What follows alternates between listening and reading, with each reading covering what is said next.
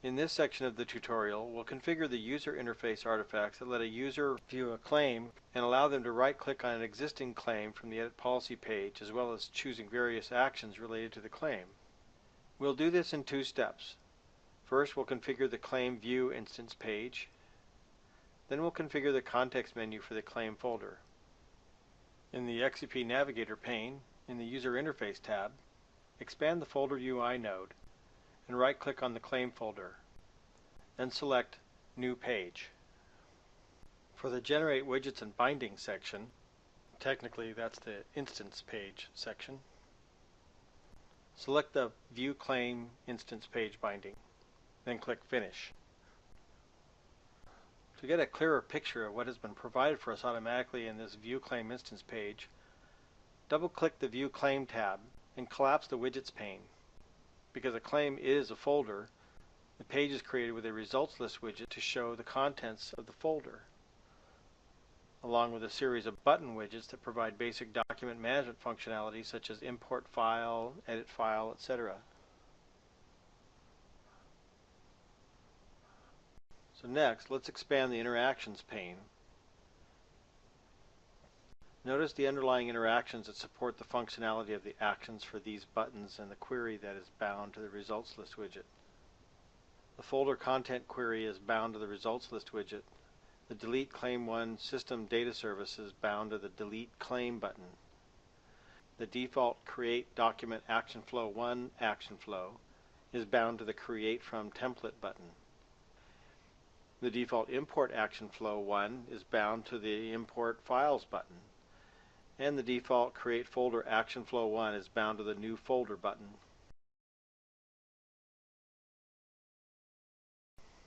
And collapsing the Interactions pane and expanding the Widgets pane. You'll also notice that, by default, the generated page doesn't display the custom attributes that we added to the claim model, such as amount and incident date. We'll need to add these attributes to the View Claim page ourselves. Start by adding a column box widget at the top of the page above the column box that contains the document management buttons. And that will act as a container for the incident date, incident location, amount, and vehicle and motion claim widgets. Make the title property blank.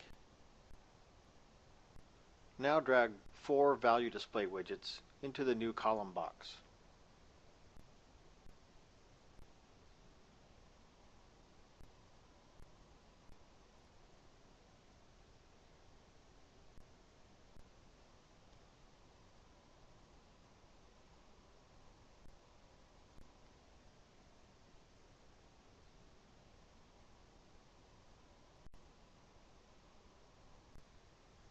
Select the top value display widget. For ID, enter incident underscore date, and for label, enter incident date. Under the value section on the right, change the data type to date time.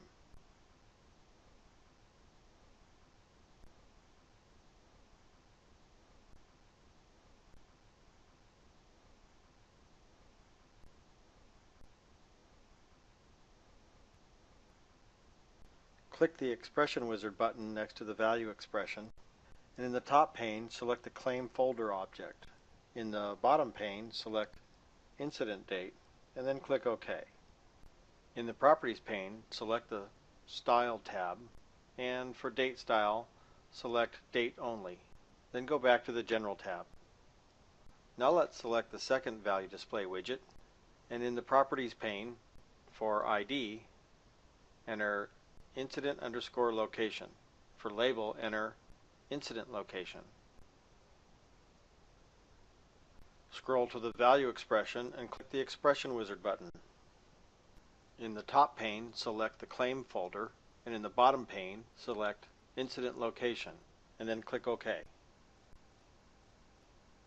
Now let's select the third value display widget, and in the Properties pane, for ID, enter Amount, and for label, enter amount.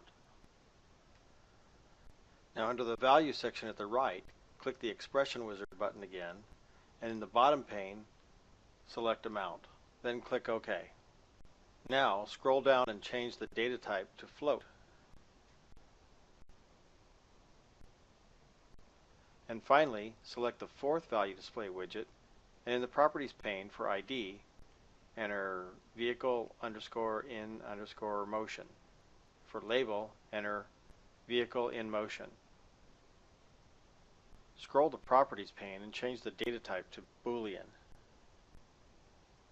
For the value display, click the Expression Wizard button. With claim selected at the top, select the Vehicle in Motion attribute. Then click OK. So let's save and close the View Claim Instance page. Then reopen the View Claim page. We're doing this so that xCP Designer can update its internal tables and clear the red error flag next to the expression.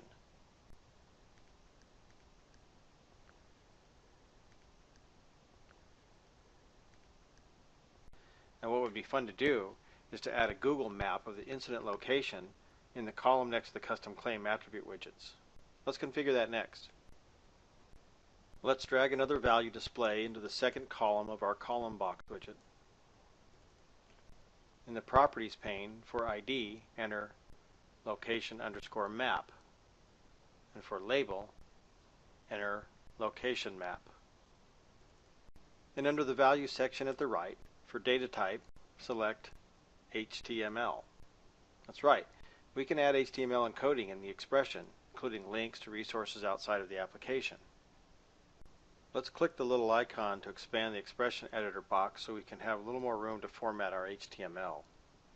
In the Edit Expression box, make sure that the entire HTML expression is surrounded by single quotes, and then enter this expression, single quote, image tag, source equals, double quote, http://maps.googleapis.com/maps/API/static map ?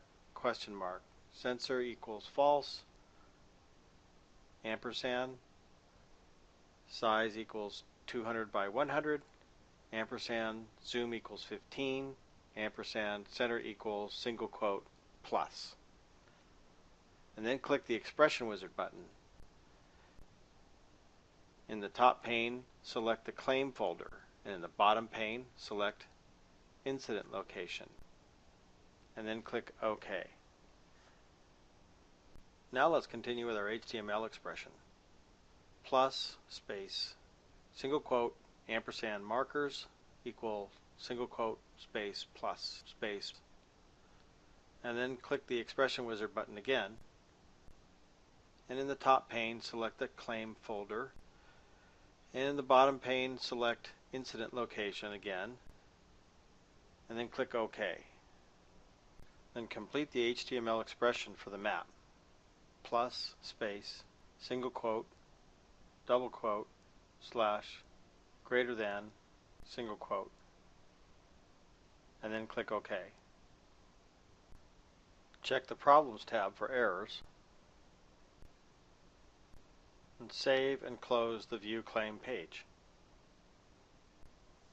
The final thing we'll configure before testing our application's claim management functionality is to configure a context menu for the claim so that a user will be able to right-click on a claim and execute actions against it. In the User Interface tab, in the Folder UI node, right-click Claim and select Create Context Menu. When xCP Designer creates a context menu, the context menu is populated with various default menu items based on what artifacts have been configured for the claim folder. Since we only need a few menu items in our claim context menu, we'll delete all but View Claim, Import, and Delete.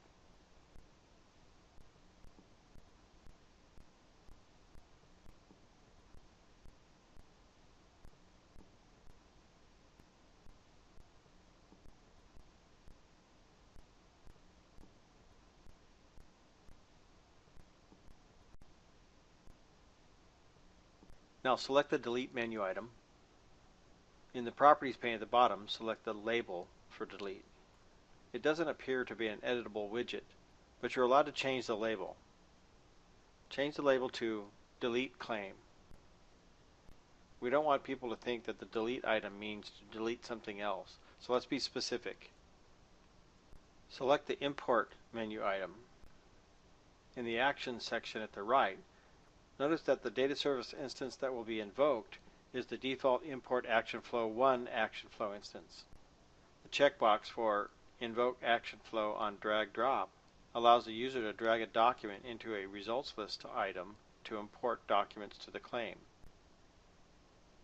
Notice how xCP Designer already bound the delete claim action to the delete claim data service instance. When the delete claim action is done, we'll configure this action so that the user is taken to a specific page. So click the Selector button and select Edit Policy. That's our home page. Then click Finish. Scroll down, and for Object ID, click the Expression Wizard button. In the top pane, select Session Parameters CIA. In the bottom pane, select Last Policy ID. Then click OK. This will use the value of the cookie to have the Edit Policy page go back to the most recent policy that we were looking at. Close and save the Context menu. Check the Problems tab for errors. And now we're ready to test our newly configured claim management functionality in the next section.